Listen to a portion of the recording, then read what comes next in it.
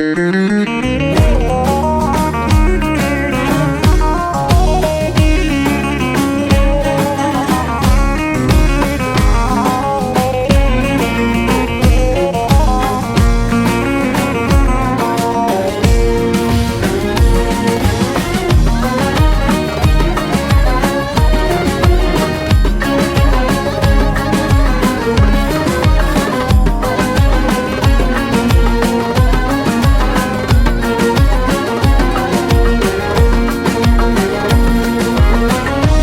aklım fikrim sende, ayrılık düşürdü derde.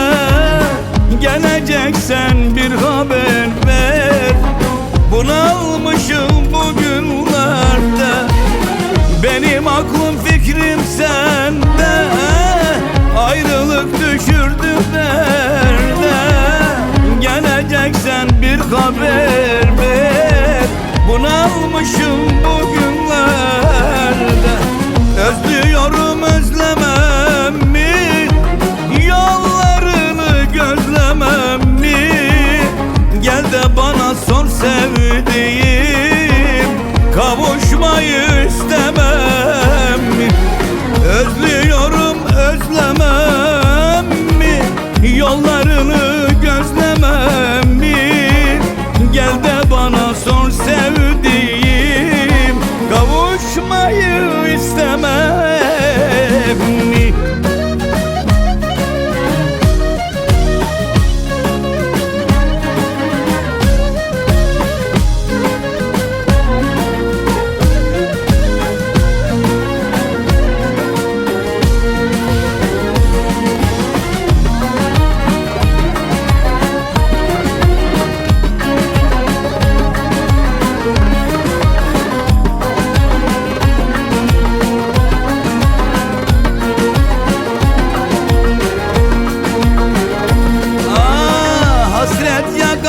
Güleden ömür canda çürür gider.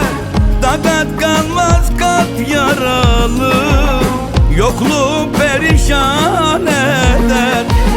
Hasret yakar da kül eder, ömür canda çürür gider. Takat kalmaz kalp yaralı,